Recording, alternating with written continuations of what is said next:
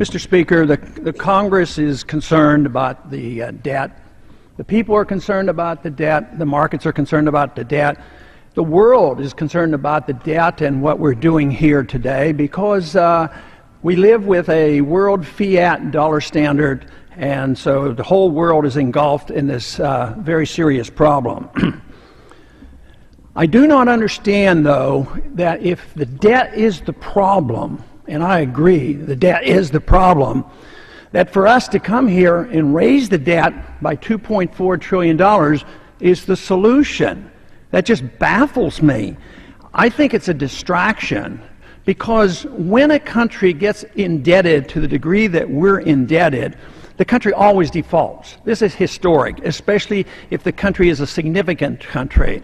On occasion, a small country will quit sending the checks and they'll go bankrupt. We're not going to do that, but we will default because the debt is unsustainable. This year, it is said that we have a debt increase of $1.6 trillion, but that's not true. If you count what we borrow from the pension funds, the Social Security and highway funds, it's $2 trillion. But if you include the increase in the entitlement obligation, it's $5 trillion. So this is a huge, huge problem. But the argument here is, how do you default? And it is said that if we don't raise the debt limit, we're going to default and not send out the checks. I don't believe that for a minute. Somehow or another, the checks are going to go out. But if you really wanted to live within the technicalities of law, there's a very simple thing you could do.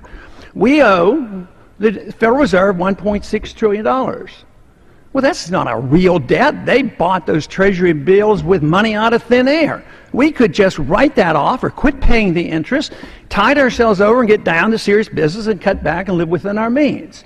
And that would be a solution. But to increase the national debt will only encourage another type of default. And that's what we're going through. We're engaged in the most difficult and a very bad way of defaulting, and that is through the destruction of the currency.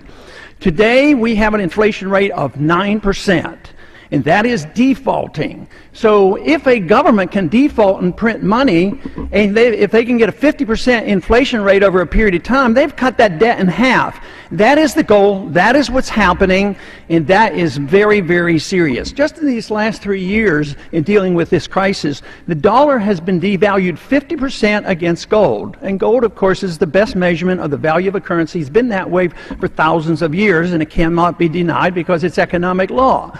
So we are defaulting. And when the American people go out and start buying goods and services like they are now, they're recognizing they cost a lot of money. So right now, we're in the early stages of rampant inflation, which means we're going to be hit with higher prices and higher interest rates. That is going to be a tax. So I see the only solution, and that is to cut spending. Now, the reason we don't cut spending is one side loves entitlement, and the other side loves war. And even this token attempt, $100 billion of cuts when we have this huge, huge deficit, but there's no mention of cutting military spending. I don't want to cut defense spending. This military spending doesn't defend us. It makes things worse. Our problem in this country doesn't come only from the Congress. It comes from the people. The people still have a strong appetite for big government programs. They're not willing to cut. They think government can take care of us from cradle to grave and that we can be the policemen of the world. So someday, we as a country, we as a people, and we as a Congress will have to say, what should the role of government be? The founders had a pretty strong suggestion. They wrote a constitution and said the government should be very limited. And the government should be protecting our liberties and providing national defense and a sound currency. We don't do any of that. We've embarked on a course that was destined to end badly, and this is where we are today. So if we don't understand this, this default will not be because we don't send out the checks. We will send out the checks. It will be defaulted on because people will get their money back or they will get their Social Security checks and it won't buy anything. That is much, much worse than facing the fact that we not raise the debt limit and work our way out of this. That is devastating economically and it's devastating politically, because we just saw a taste of what happens, how the anger is built when you see other countries in Europe now defaulting and can't pay their bills.